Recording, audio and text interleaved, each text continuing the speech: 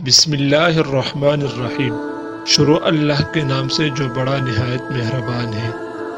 مصر کے بادشاہ فرعون نے خواب دیکھا اور نجومیوں نے تعبیر بتائی کہ ایک اسرائیلی لڑکے کے ہاتھوں تیری سلطنت ختم ہو جائے گی۔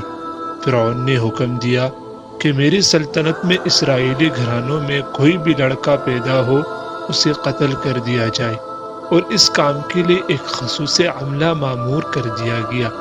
جس وقت حضرت موسیٰ علیہ السلام کی ولادت ہوئی، ہر طرف جاسوسوں کا جال بچھا ہوا تھا۔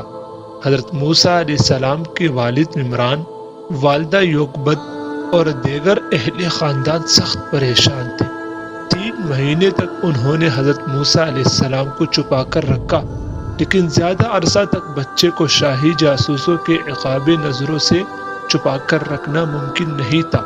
حضرت موسیٰ علیہ السلام کی والدہ کے دل میں خیال آیا کہ تابوت کی طرح ایک صندوق بناؤ، اس پر لال روغن کی پالش کرو اور بچے کو اس صندوق میں رکھ کر دریائے نیل کے بہاؤ پر چھوڑ دو۔ حضرت موسیٰ علیہ السلام کی بہن کی ڈیوٹی لگی کہ دریا کے کنارے کنارے چل کر صندوق کو دیکھتے رہے۔ صندوق بہتا ہوا محل کے تالاب سوئمنگ پول میں پہنچ گیا۔ وہاں ملکہ اور خادمائیں لطف اندوز ہو رہی تھی کہ صندوق پر ملکہ کی نظر پڑی۔ اس نے کنیزوں کو حکم دیا کہ صندوق کو تالاب میں سے نکال لاؤ۔ صندوق کھولا گیا تو اس میں ایک حسین اور تندرست بچہ آرام سے لیٹا ہوا انگوٹھا چوس رہا تھا۔ ملکہ بہت خوش ہوئی، اس کی آنکھوں میں نمتا اتر آئی۔ شفقت و محبت سے بچے کو گود میں لے لیا۔ ملکہ نے سوچا کہ اس بچے کو بیٹا بنا کر پالنا چاہیے۔ محل میں کسی نے خدشہ ظاہر کیا کہ یہ بچہ بادشاہ کی سلطنت کو ختم کرنے کا سبب بھی بن سکتا ہے۔ فرعون کے دل میں بھی یہ خیال آیا، ایسا نہ ہو کہ یہی بچہ اسرائیل کا وہ لڑکا ہو جس کے میں نے نجومیوں نے پیش گوئی کی تھی۔ لیکن فرعون کی منظور نظر بی بی نے کہا، یہ بھی تو ہو سکتا ہے یہ بچہ ہماری آنکھوں کی ٹھنڈک بنے، یا ہم اس کو اپنا بیٹا بنا لے۔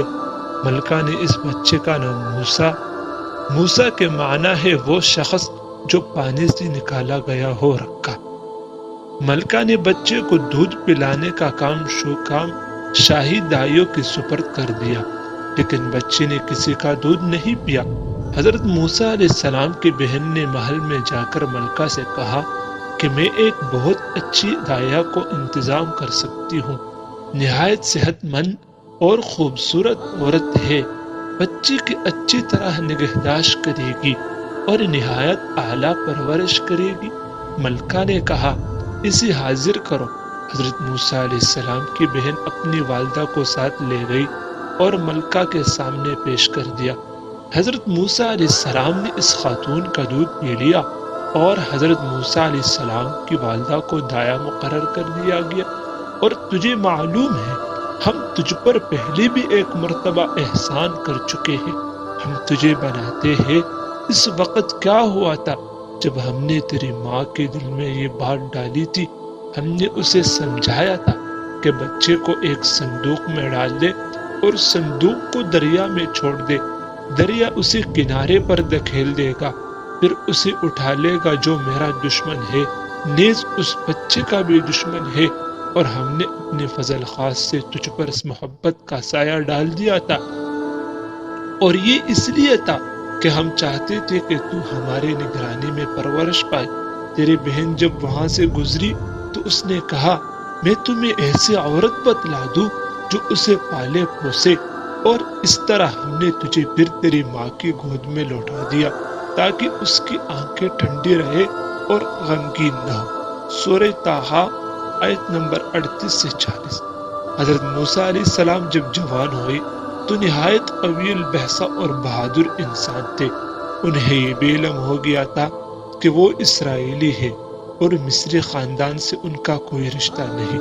حضرت موسیٰ علیہ السلام نے جب دیکھا کہ اسرائیلی نہایت ذلت اور رسوائی اور غلامی کی زندگی بسر کر رہے ہیں اور فرعون کے عمال ان پر سخت مظالم ڈھاتے ہیں، تو ان کی تمام ہمدردیاں بنی اسرائیل کے ساتھ ہو گئی۔